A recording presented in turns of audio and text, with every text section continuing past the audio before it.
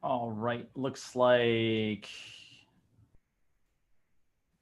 we are almost there. We're up. We're up. Hello. Welcome to Revolution Network. This is Dr. Jason Dean. I am here post. This is my Ken. First of all, welcome back to the show. Thanks, Jason. It's always a pleasure. I wanted to say you're in you're in rare air right now. This is my first show back on Facebook since my banning. So like you are my first interview since being banned on Facebook. Well, good for you. That means you're doing something right. That's right. So, welcome to the show. Ken Rohla is back. Ken and I always have fun discussions because we're very like-minded, and we're going to dive into some stuff today. We actually, I think, laid out today's show a little bit. We also laid out next show as well. So we're going to have some cool stuff regarding gold next time, probably some crypto as well, because Ken and I see the same side of the coin, but we also see some other sides of the coin. No pun intended. But I know you guys have been asking a lot about chemtrails. You've been asking a lot about food as well. And Ken is really good in food. Ken is actually mostly a raw eater. Is that correct? Yeah, you mostly raw vegan. I do eat a little bit of dairy, raw dairy. Don't eat meat. I got Okay. away from that years ago. Sure. And so Ken and I differ a little bit on the meat, but no big deal. We're both actually 100%. I love his viewpoint on raw food. I've done that a little bit, and I'm actually going to dive more into it. But let's start off today, Ken, on geoengineering and chemtrail activity, things like that. I was woken up to this probably about, let's see, 10, 12 years ago now, actually by my father-in-law, who I told the story one time on my live. Was he was at his home on his computer when computers were like kind of just coming out and getting popular, and he was studying chemtrails on his computer, and they found a very brand new shiny CIA pin in his the flower garden right in front of his window. My wife and my mother-in-law actually found it, and it was not old, it was not rusty, and you would have to actually get to that spot in the flower garden to do that. Like, it was definitely there for a reason because he was Wow. studying this a long time ago. So that's how I opened my eyes up to it. Give us a little background on what you know about these. I mean, obviously you have a very deep experience and knowledge base on this.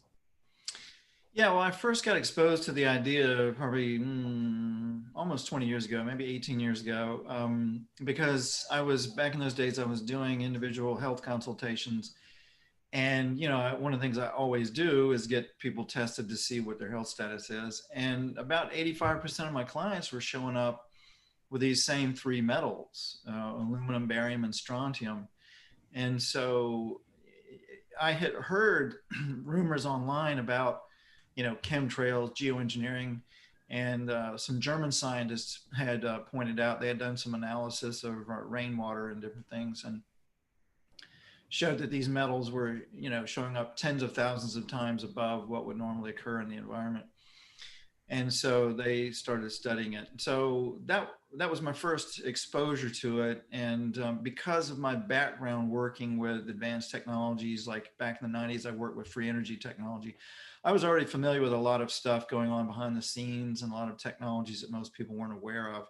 And so I immediately, when I saw these metals showing up in my clients, I immediately suspected that there was some technology being used. And so, yeah, I started studying it, and there were people exposing it. There were people working within the military, in some cases, exposing it. People like Dane Wigington at geoengineeringwatch.org exposing it and quantifying it and having conferences about it. And then the scientists themselves that were doing the so-called geoengineering, um, they started going public with it, particularly like Dr. David Keith, who was kind of like the poster child for geoengineering. He was a Harvard University professor who actually has a company that does geoengineering, and he makes millions of dollars doing that, and probably stands to make a lot more with these technologies, spraying way beyond cloud seeding and that old fashioned stuff from the 50s and 60s, using a combination of spraying metal aerosols and acid in the atmosphere, um, along with using what's known as scalar interferometry, which means using these antennas that emit scalar waves, which is a form of energy that is really what everything is made of. All matter and the electromagnetic spectrum of energy is made of this light energy that's superluminal. It travels faster than the speed of light, and it slows down and kind of coagulates into this three-dimensional physical reality that we're in. And so Tesla had worked with this type of energy and technologies, over 100 years ago, and others had as well. And so the military became very well aware of that. They took Tesla's papers and stuff, and they started making weapons with it. And they also started using these technologies for weather modification. And so it was covert for many, many years, as these geoengineers themselves have said that initially it was so politically incorrect to even talk about it that they were afraid to go public with it. And they didn't for many, many years, even though there were scientists in the mainstream pointing out this pollution was going on and that these extremely high levels of metals were in the environment and people's bodies and such. And so eventually they've started admitting it. Now you can actually get a doctorate degree in geoengineering, believe it or not. Harvard and MIT and Oxford University and University of Nevada, Reno, and a few other universities are offering doctorate level degree programs in geoengineering. So it's not at all a conspiracy theory. It's very public now. There are scientists having conferences about it and discussing it. All the legislatures of the major countries are having meetings and discussing it. Nobody's regulating it. There's also public programs versus covert programs. The military's got covert programs, and that's mostly what's affecting us. And so it's not easy to find factual information on what's really going on. But because of the work that I've done and the context I have, some in the military and intelligence communities and other places, and also testing, I put together a picture of what's going on. And so, so it's a real phenomenon that's going on. These metals are coming down on us to the tune of, I think, tens of millions of metric tons per year globally being sprayed. And so when you see these planes, you can actually go online to these online radar sites where you can see all the commercial air traffic in the area with the identification of the aircraft. And these geoengineering planes never show up because they're covert and they're military. So you can look at it at the sky and see what's going on above you. And if you see these trails coming out of these planes, and then go and look at the live radar, you can see whether or not it's a commercial aircraft. You can see that it's not just contrails coming out of the backs of planes. It's not condensation trail. It's most definitely geoengineering that's going on. And you can test for it. You can measure rainwater. You can do, take rainwater samples, send it off to labs, and see these same metals showing up in the water at astronomically high levels. So that's how you can know for yourself that this stuff is going on. And then, of course, the question is, what do we do about it? Yeah, and before you say that, before you go into let's go into solutions. You said I've actually heard people. We have the whole, I guess you call it the atheistic, science-y minds on the far left, who will still call this a conspiracy. That just contrails, things like that. And my biggest pickup on this was that I've actually read reports, I don't recall where they are right now, but you can probably back this up, is they actually have taken soil samples, water samples, as you said, where they can find heightened levels of all these heavy metals, different chemicals, bacterial maybe content. Can you give us some more information on that and what you've seen or what you've heard about? Oh, yeah. Well, for one thing, there's over 350 patents available publicly online that you can look at. I've made several videos on geoengineering and what to do about it. So if you go to YouTube and search on Ken Rohla, Rohla, geoengineering, you'll see some of my videos where I point out the patents, over 350 different patents. Geoengineering Watch lists the patents. You can go look at them. There, like I said, there are degree programs in this stuff. There are scientists out talking about it. Nowadays, all you got to do is Google it and you can see people talking about it and legislatures talking about it. It's not at all a conspiracy theory. If you think it's a conspiracy theory, then you're living in your own mind, because all you got to do is go and search online for the science. There's plenty of science being done on it. Yeah, and even I think there's an article regarding Bill Gates. I mean, it's so funny you talk about this, that, was it 20 years ago? It was quiet. There was nothing out there. No one was talking about it at all. And then slowly it became a conspiracy theory. But now you can actually go. I mean, CNN runs articles where, you know, Gates is talking about shielding the sun. Like, I mean, it's out there. I mean, it's no longer a conspiracy theory; it's a conspiracy world, I guess you could say. Yeah, and in my videos, I give a whole list of keywords that you can go search on and find all kinds of technical information on this stuff. For example, SRM, solar reflective management. Just Google that, and that'll keep you busy for a while looking at the information on it. And that's just one technology that's being used. You can go online, for example, and just search on owning the weather by 2025, and you can download a 57-page Air Force research paper from 1996 where they explicitly state that they want to control the weather globally by 2025. And if anybody has difficulty finding that, it was interesting. It was readily available on the Air Force's website, and then it got moved around, and it's not been as easy to find. So I put it on my website so that people can have access to it.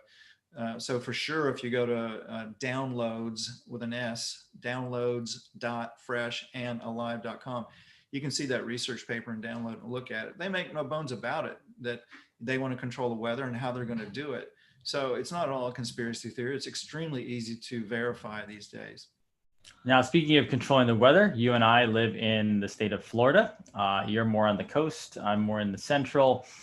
Tell everyone, I've briefed on this, but I haven't gone into it deep. But let everyone know how they have manipulated. Obviously, we're a hurricane state, but I will tell you one thing we noticed.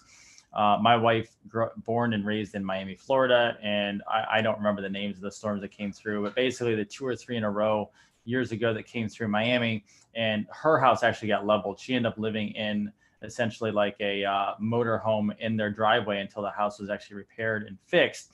And she, who grew up on the water, she looks at the weather now and she goes, look at the size of the storms that came through Miami and leveled houses.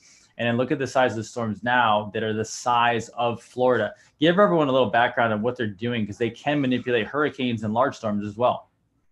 Yes. Yeah. Using this technology that I mentioned, scalar interferometry, they can create or magnify or steer storms, including hurricanes and tornadoes, especially hurricanes. And yeah, you're right. That was, I think, 2004. We had, I think so. 4 hurricanes back to back within 6 weeks. One of them, Hurricane Jean, was the size of the entire state of Florida, and it just sat here for 3 days, just grinding everything apart. And then Hurricane Charlie, I remember at that same period, that was one that just formed off of nowhere, off the coast of Florida, and then was traveling along due west south of us and did a right turn, like a 90-degree right turn, and went right up the middle of Florida. And even the local weather forecasters were, questioning what the heck was going on with it. So scalar interferometry can be used to inject energy into a system or create a system and cause these weathers, but also it can be used to stop it. And there are people out there with technologies who are helping to counteract this weather modification and protect things. So you will see sometimes these storms will miraculously fall apart and go away, or disappear, or bounce off and fall apart. It's because there are people who are aware of what's going on, who have the capability to help protect people and are doing so. Makes sense. Are the Palladians helping us? Please, God, allow them to be helping us.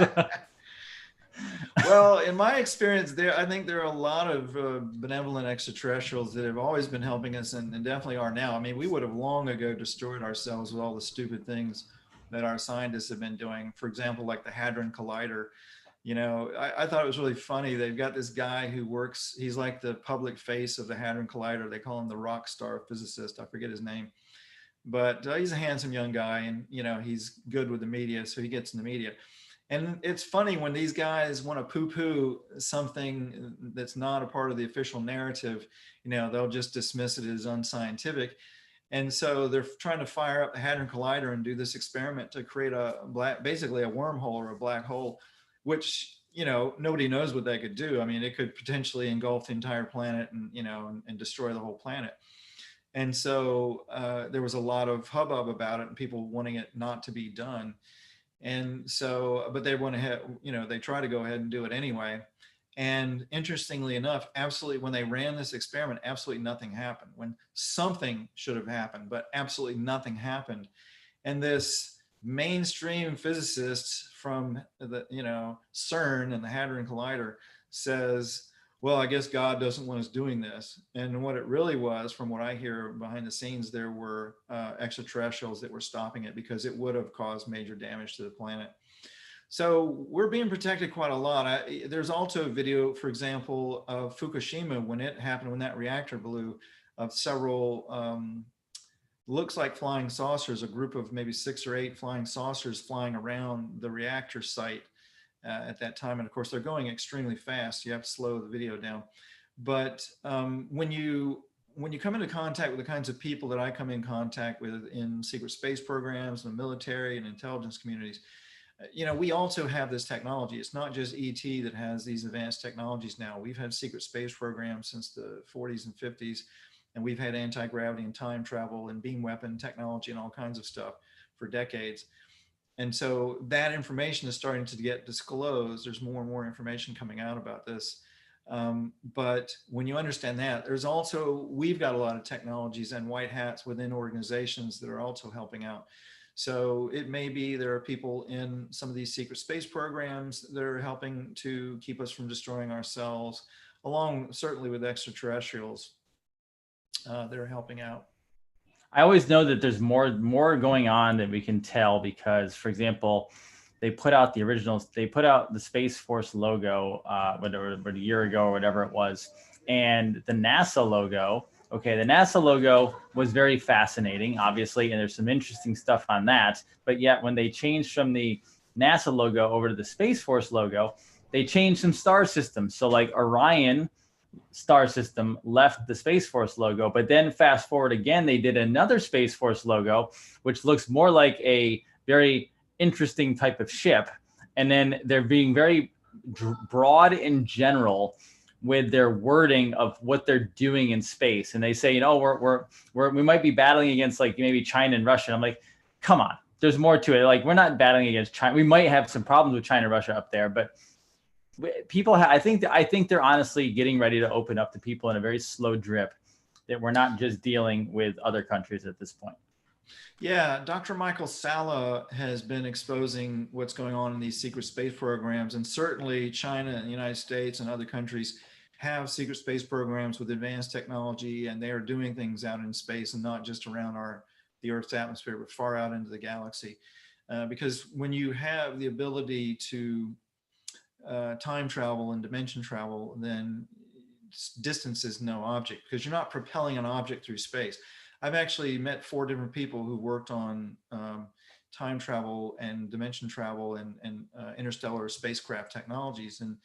And basically they all work the same. These different people, even though they were working on separate projects and didn't know each other, the technologies that they described were pretty much all the same. And basically these spacecraft open up a black hole around the craft. And when you're inside of a black hole, there's no mass, there's no inertia, there's no drag, there's no momentum, and you're kind of in this limbo state where you're not anywhere, and you're kind of like in this other dimension.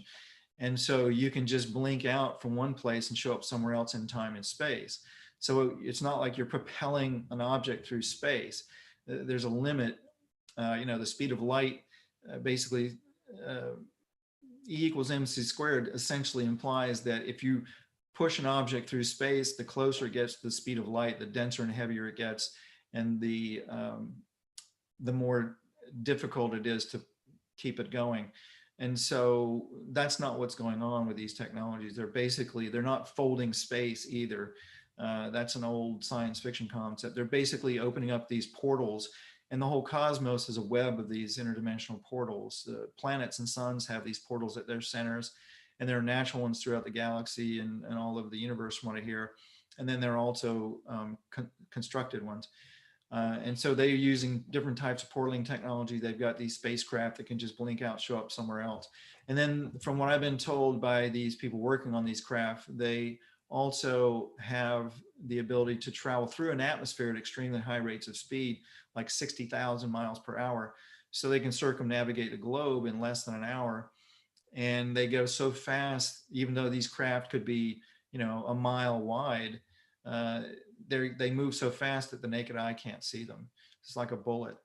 And so, yeah, we've got a lot of these technologies and we've gotten them. There's a whole huge long story behind how we got them, but basically we've been reverse engineering this stuff from extraterrestrials for probably 100 years roughly.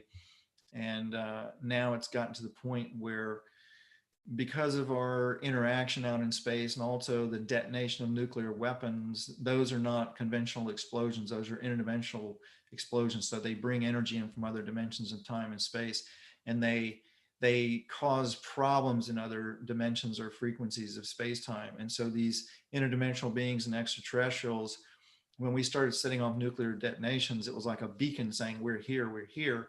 And it also screws with their reality. So some of them are coming here to get us to stop messing with that.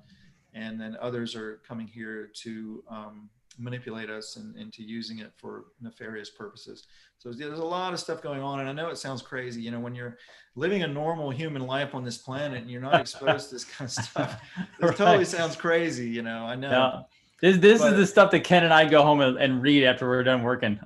I mean, the thing of it is, I don't even go reading this stuff. It's like, it comes to me. I meet people, just crazy serendipitous events. I think I may have mentioned this on your show before, but I was like down at a piano recital in Miami several months ago, and I wound up meeting this physicist who just happened to sit next to me, who worked on time travel anti-gravity technology for the U.S. military. And we wound up having an hour and a half conversation after the recital. It's like, who would think that would happen, but it does. And well, when you're divinely connected, you just pull people into you. You pull things into you. You pull ideas in. That's the quantum world of thought. It really is. It's like when you hold a certain frequency, when you're thinking about certain things and focused on certain things, you're going to attract that. And so, I've always been a technologist. I've always enjoyed working with technology. So that's always been my focus throughout my life.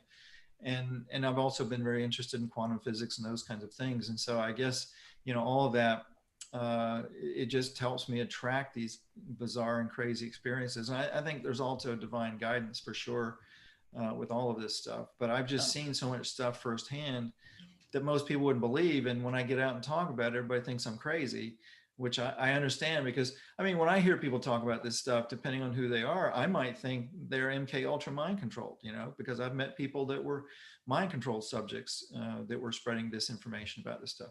So believe me, I understand if people think this is totally nutso.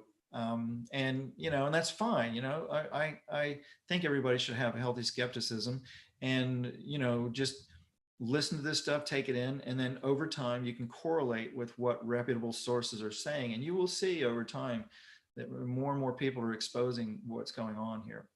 No, 100%. It's funny. Every once in a while we get somebody in the office here who is an assistant or whatever, working with a practitioner who's doing muscle testing, and I've had them, and I'll literally like be retesting, and before they'll go to hand me something, and I'll go, no, that's not it. And they're like, what do you mean? How do you know? You didn't even test it. I go, trust me, it's not it.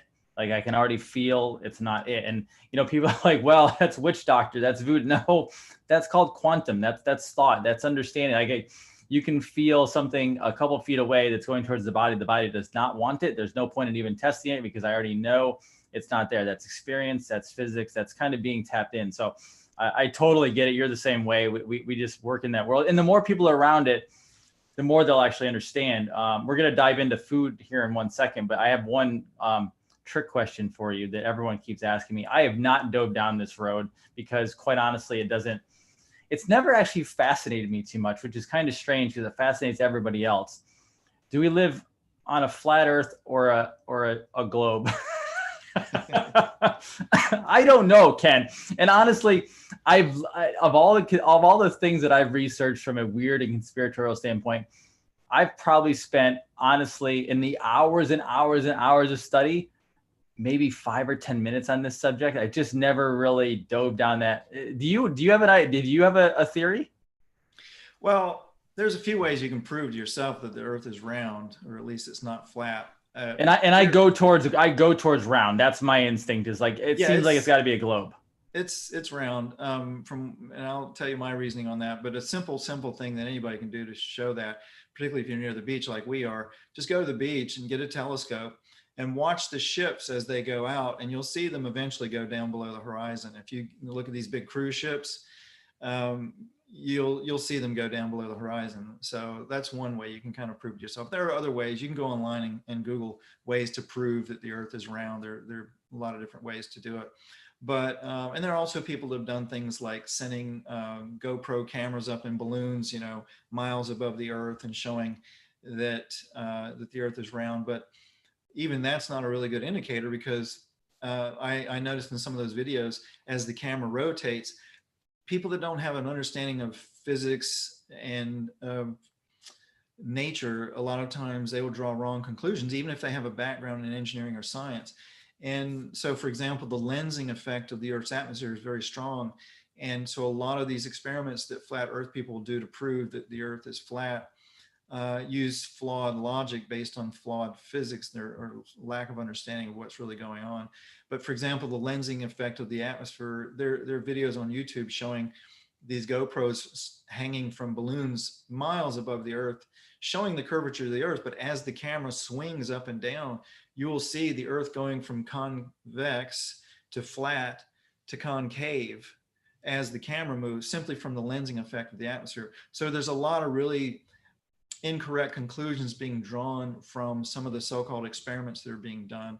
For example, like shining a laser, you know, getting out on boats out on a large body of water and shining a laser from one boat to the other.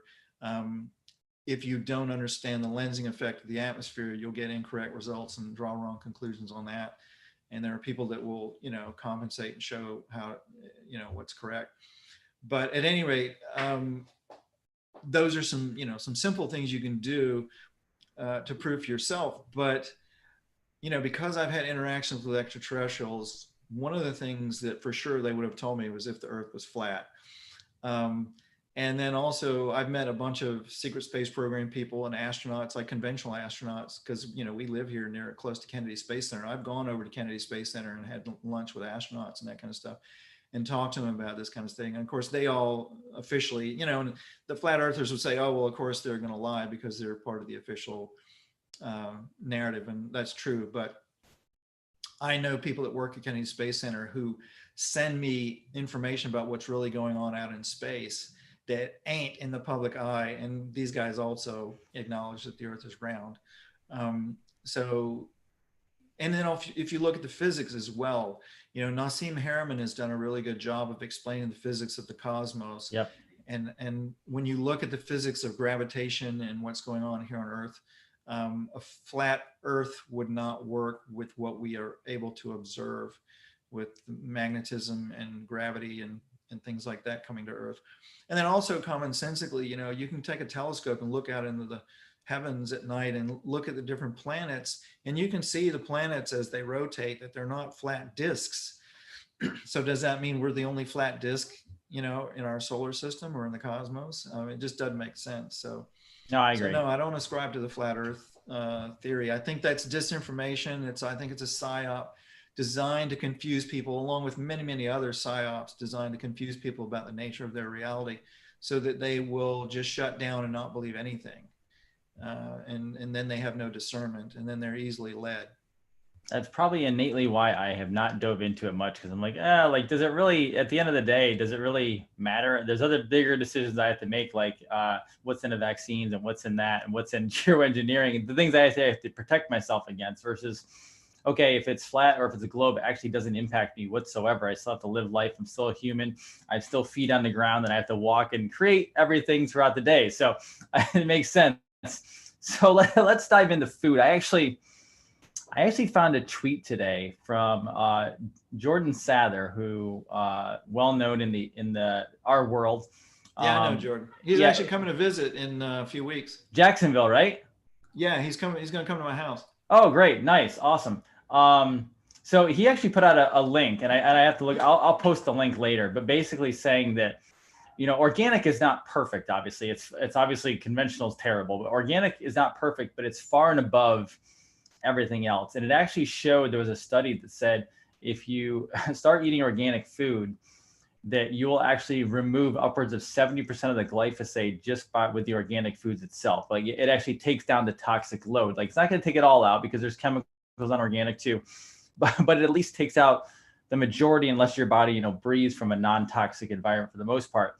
As we dive into this world, glyphosate, et cetera, you dive a lot into GMO foods. When we were in person in Orlando a few months ago or so, we were talking about this as well. And going back to heirloom, give everyone a little background on GMO, obviously, and then how do we get back to heirloom, which is actually real, not just organic food, it's the original food of the earth.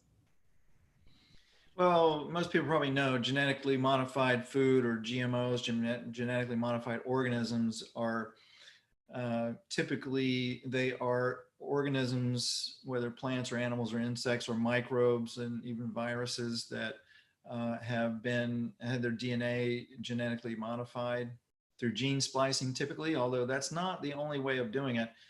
Um, there are other ways of genetically modifying organisms using, for example, radiation, where you can irradiate an organism like a plant and alter its DNA. And even though technically it's not considered genetically modified because it's not gene splicing, it's still genetically modified. And so there are various ways, but it basically means manipulating the DNA of the organism. And that also can mean cross intermingling DNA of different organisms into one organism. And that happens quite a lot these days. For example, the famous one of splicing mouse DNA into tomatoes to make them last longer and various crazy things. So what the gene giants don't want people to know about this, though, is that they have done their own studies showing that the universe has kind of like this natural balancing and self-reset mechanism in a lot of different ways.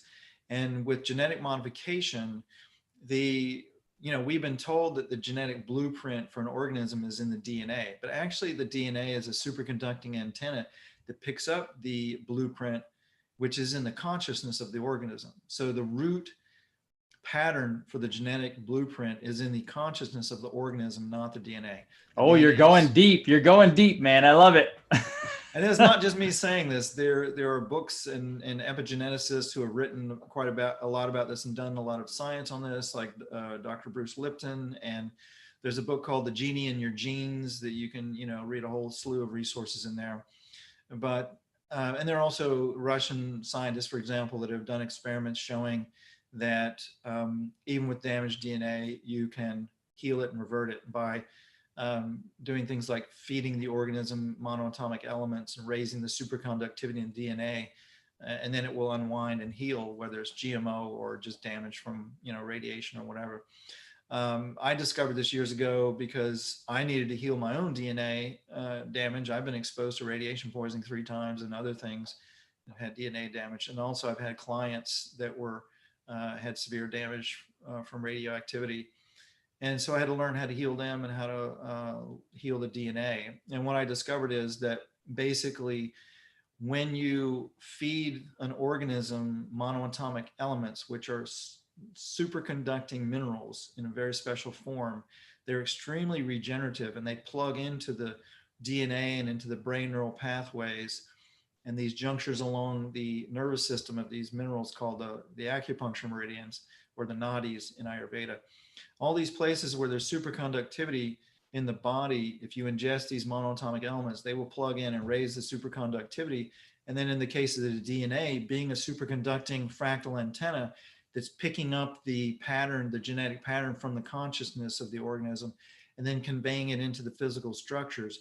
When you raise the superconductivity, that DNA mutation will be reverted and turned back to the original heirloom DNA. And so, for example, with genetically modified food, you can simply take genetically modified crops and feed them monoatomic elements, particularly if you grow them in skater fields like the devices that I make, like the home shield device I make.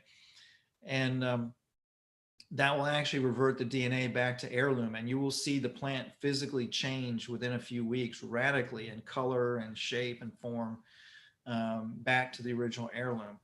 Monsanto and others have done studies, for example, on genetically modified fruit flies, showing that these genetically modified organisms over time will naturally revert back to their original forms if given enough time.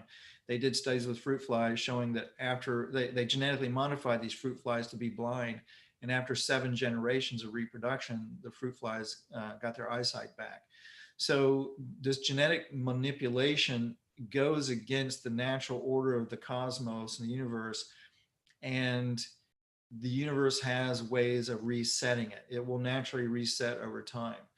But we can accelerate that by doing these very simple and inexpensive things like feeding, rock powders that are high in these monoatomic elements, or making these monoatomic elements in various ways.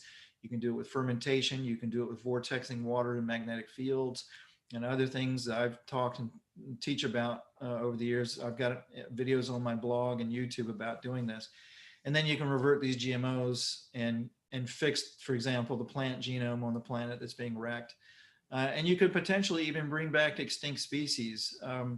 There's a Russian pyramid scientist named Alexander Golod who built this large pyramid outside of Moscow.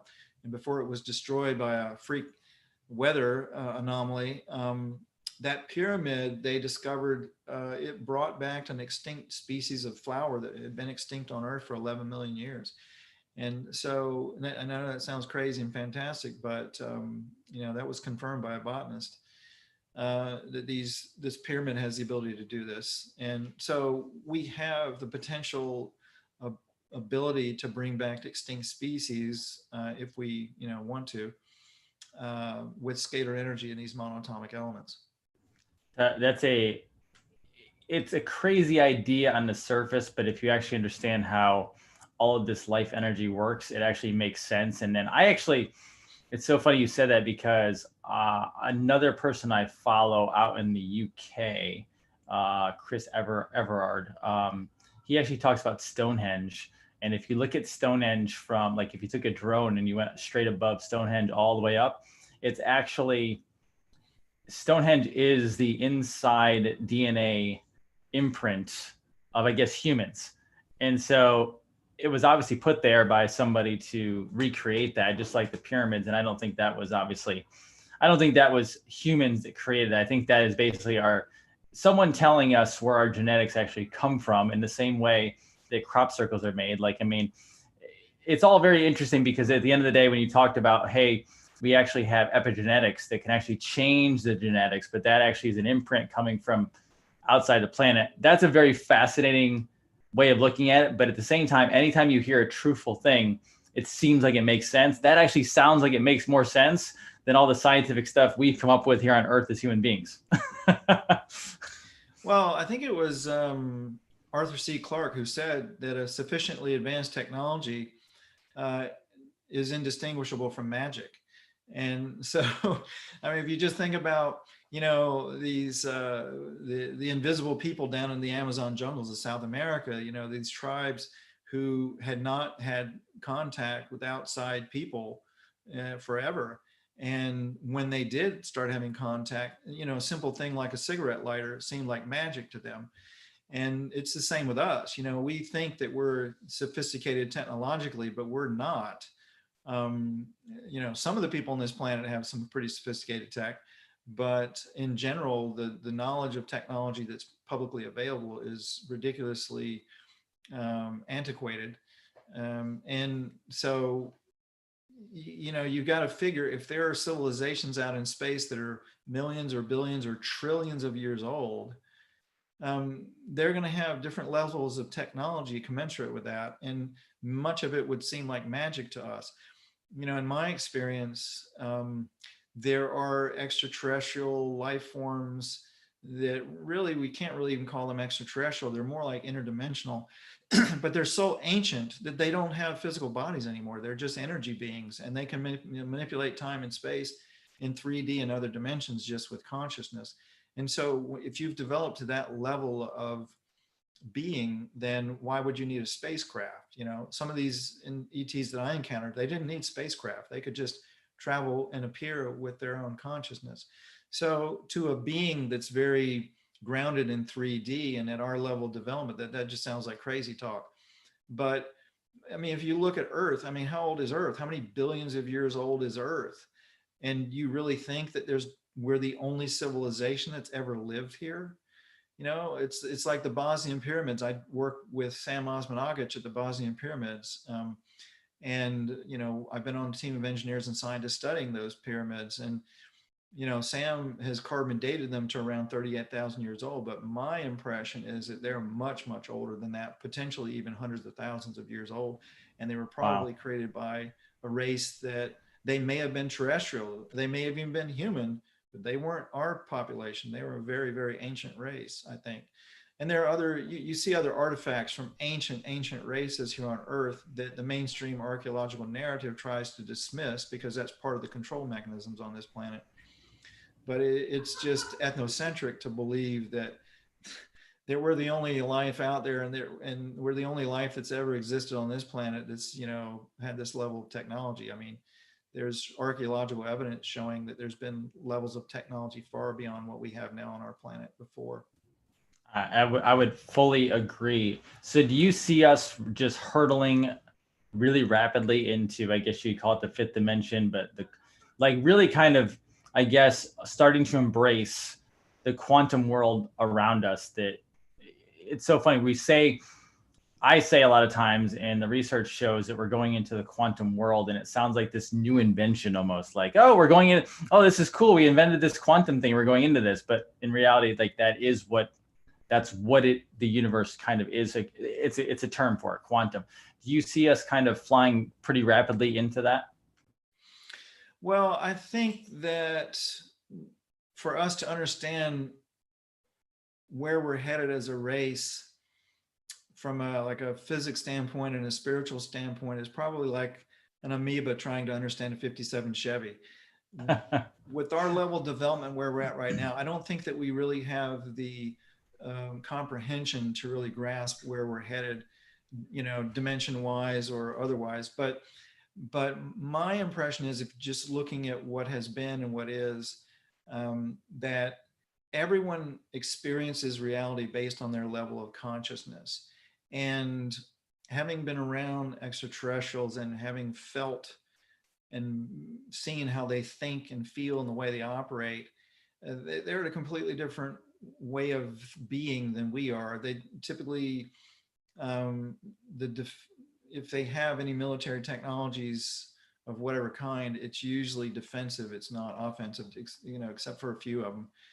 There are some negative ETs out there that have, weaponry and such, but generally, when you reach a certain level of development in your consciousness, you kind of realize that we're all part of one big consciousness. So, as far as where we're headed, though, I think that just in the short term, let's say in our lifetimes, I don't think that we're going to be. Some people conceive that we're going to ascend into some kind of interdimensional reality, and I don't think that's what it's going to be at all. I think that what'll happen is what's already going on right now. We're on this accelerated program of, depending on where people's consciousness is at this moment, will dictate what their experience is and where they will go from here. So, for example, with this COVID pandemic and the riots and all these other crazy things going on, some people are choosing to fight, some people are choosing to get in fear, some people are dying, and some people are thriving. Some people are having a good time. I mean, I have to say that despite all the craziness, things are going pretty well in my life, and I'm very grateful for that. But it's also because I've spent a lifetime of not buying into the world mainstream narrative, and seeking truth, and seeking to share what I've learned that can benefit humanity and be in service to others. And so, particularly when you're in service to others, I'm sure you know this, that the universe kind of conspires to help you out. That is correct. So I think that I think the biggest and most important thing for people to do is to stay out of fear and understand that this is just a big game of consciousness that we're in. The worst thing that can happen really is you die. And, I've had near death experiences, and I've died and left my body. So that I'm not afraid of that even, we continue on.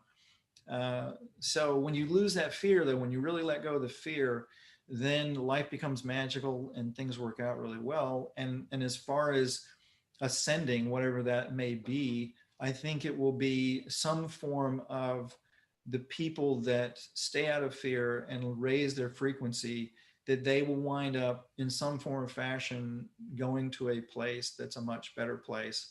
And I don't mean dying. I mean, it could be here on Earth. You know, if you look at right now, you've got parallel realities going on right now. You know, it's like I've got next door neighbors that are going through absolute hell because they're drinking the Kool-Aid and buying into the fear, and they're having all these knee-jerk reactions and, you know, all the negativity that goes along with it. And then I've got other friends who are not buying into all of that and are having a great time.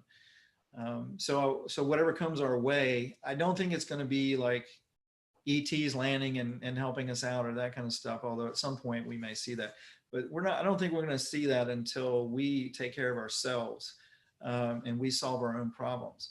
You know, one of the things that these reptilians said when I was talking to them years ago about this was that they said, well, we're not going to let you destroy the earth, but we're not going to save you. You've got to save yourself.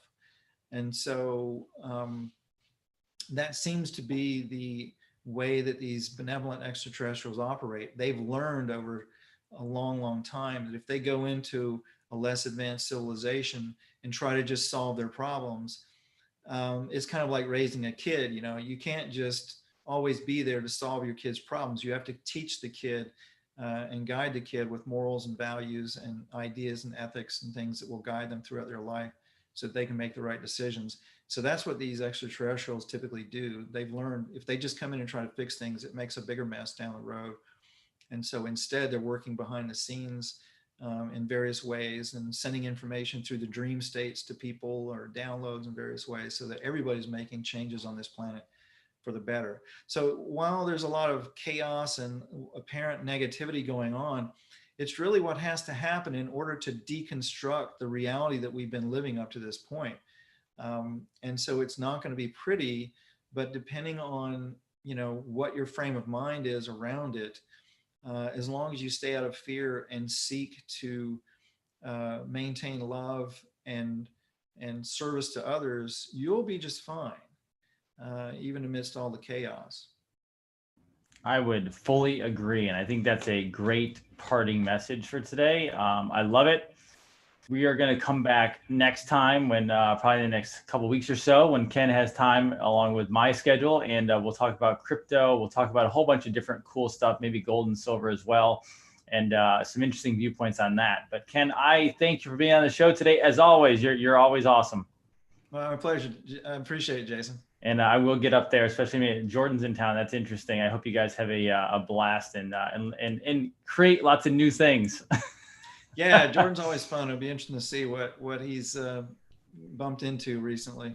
Awesome. Well, everyone, do me a favor. Please go out there. Ken, where can everyone find you again?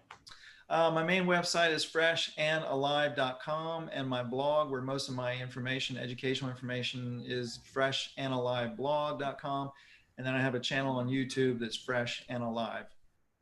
Awesome. So please, everyone, go to the YouTube channels for both Ken and myself. Subscribe to those. YouTube is actually blowing up a little bit more lately than, you know, some of the other social media. So go out there, support everyone here so we can get this out there, and let's just raise consciousness for good.